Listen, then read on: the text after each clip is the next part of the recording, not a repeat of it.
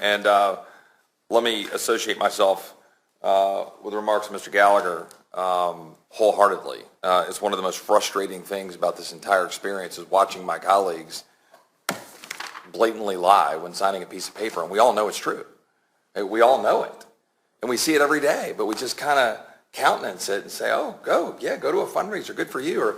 Or one story was voting from somebody who's out on an interview in a car in the parking lot while there's somebody who's proxy voting for him in here.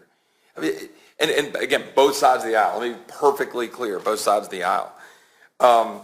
Look, we talked about a number of things, and my name was invoked earlier. I only respond to it briefly about the institution being broken, and the majority leader has referenced this. Otherwise, I wouldn't go down this road too much because this is about proxy.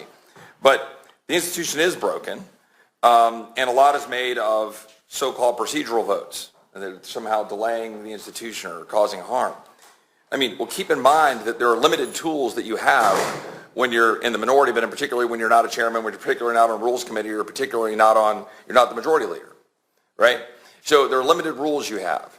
And so last week, for example, when I'm sitting with my staff watching a vote being called for a voice vote for basically $16 billion worth of continuing resolution that I didn't bless, and which most people knew in my party, and generally speaking, it's not like I'm shy about it, that's not something I would agree to by voice vote. I was frustrated that our rights weren't protected and that we didn't have a roll call vote on that.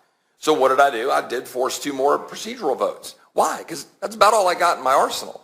I went down and talked to Keith on the floor. Said, Keith, I'm sorry, you guys are trying to get to Philadelphia. I ended up withdrawing the last one out of some sort of deference, but we have limited tools in our arsenal to say, protect our rights. We're talking about the institution. We're talking about disenfranchising our voters.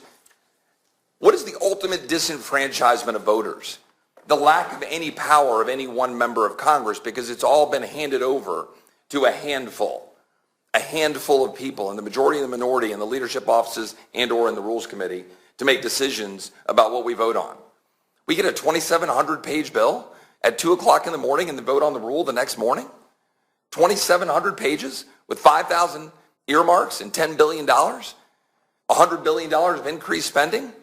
Massive complex pieces of language and 2,700 bills my staff is pouring over in the middle of the night just try to figure out what we're even looking at, right? That's no way to do business.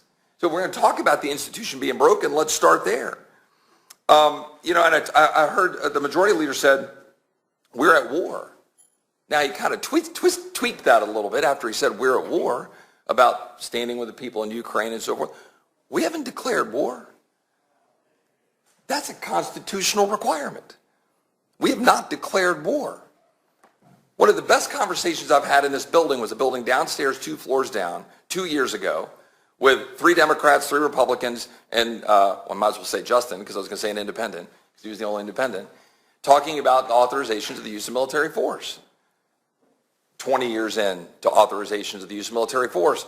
And that conversation over a beer in person resulted in a joint op-ed among the 7 of us, raising questions about 20-year authorizations of the use of military force. But I think that's a really important thing we just saw here, talking about this body. We're at war. That's a very big statement. That's a debatable statement, one we ought to be debating.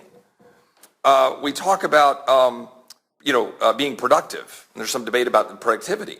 I would argue productivity for leadership and the Rules Committee, and I do want to appreciate the chairman having this ability for us to come speak. It's important, and I genuinely thank you for it. But productivity by whom? Productivity by a handful is not the people's house. Get custom-crafted dentures at Aspen Dental for 0 down plus 0 interest if paid in full within 18 months. Book now. And here we sit and we talk about, whether this proxy policy is further breaking the institution. Now, I heard that we're extremely polarized. Well, when the Secretary of Treasury and the Vice President duel, maybe we'll be as polarized as sometimes in our past. Yes, we're polarized. We've had a lot of differences in our history. But in this point here with Mr. Gallagher about the fraudulent certification, I do agree that is disenfranchising and that it is causing distrust in the institution.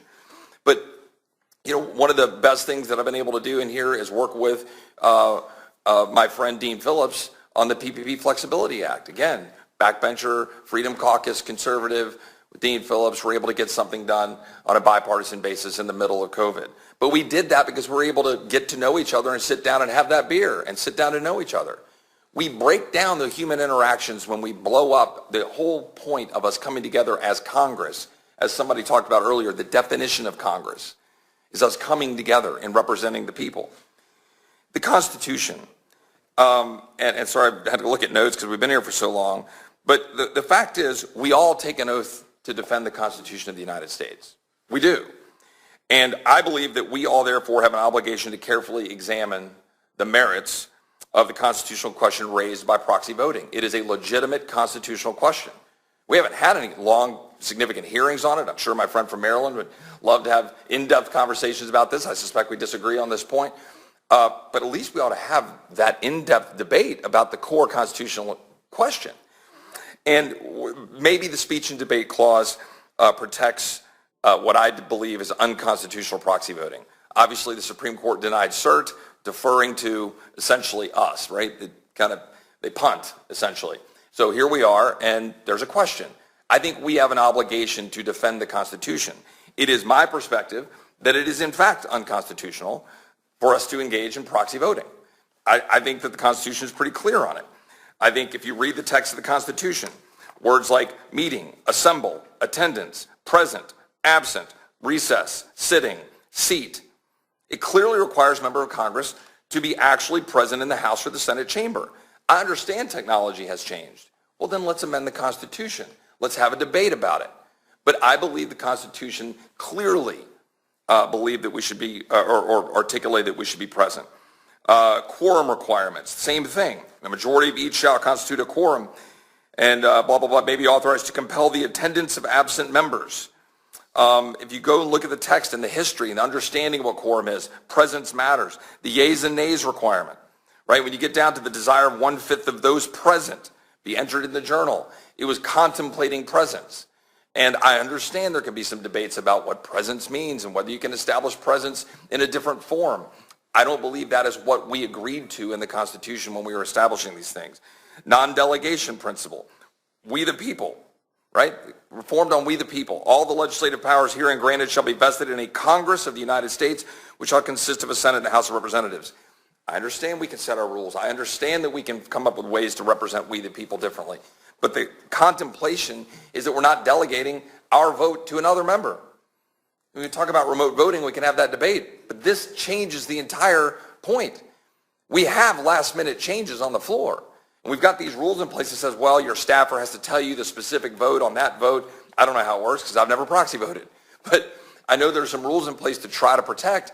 But you're changing the nature of the institution when you hand your voting card off to somebody else. And that's effectively what we're doing. I could go a little bit more into that and only address the question on the constitutional issues raised about certain members being pulled off of the litigation. And people have talked about that. And so ultimately it was the minority leader and myself on the litigation in the end after having more members on it at the beginning. And in part, that was just to clarify and simplify who was on the case. And we all know the facts. We've seen the stuff that there were some members that had been on the original litigation that ultimately proxy voted. Now I'd say, well, why is that? I wouldn't have, with all due respect to my Republican colleagues who were on the litigation and pulled off. I think that was wrong. But the flip side is the pressure. Okay, what is done when we change the institution? Let me give you an example of a vote. I was sitting in Fredericksburg, Virginia, waiting while we were going through all of the transportation votes last fall. And we were debating. Remember, every Friday we would have these ridiculous sit and wait sessions, wondering when the heck we were going to vote. And it was Friday afternoon. I'd committed months prior to speak at the University of Virginia, my alma mater. And I was supposed to be there. And they put out all the advertising, and it was a big thing, and I'd committed to do it. So I'm sitting in Fredericksburg, Virginia, at a Starbucks, because I was just having to figure out, am I going to Charlottesville or am I going back to D.C.?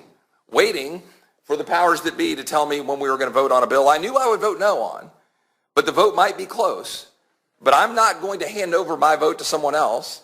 And Keith knew this on the floor, and I said, Keith, well, can you let me know as soon as possible? The leadership team knew it, and they were trying to, hey, well, we might need you here for the vote.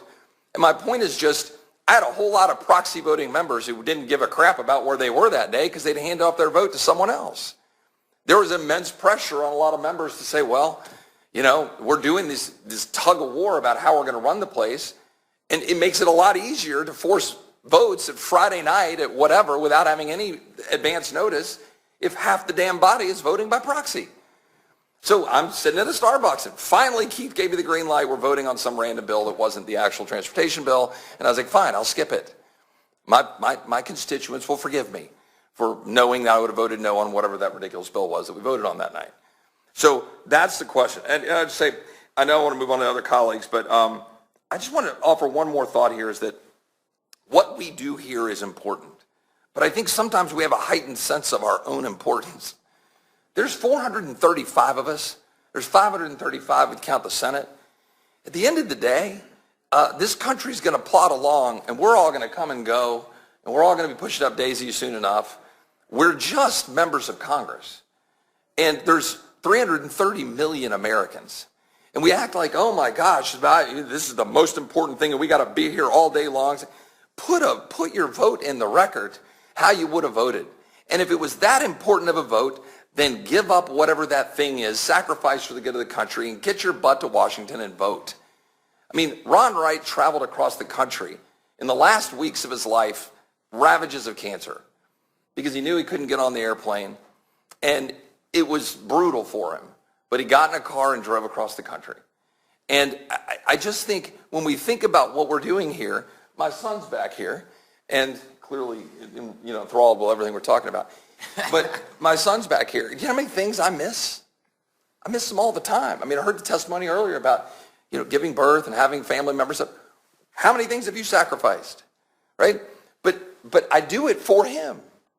So when I miss the baseball game, when I miss school, when I miss the event, I'm doing it for him. I'm doing it for my daughter.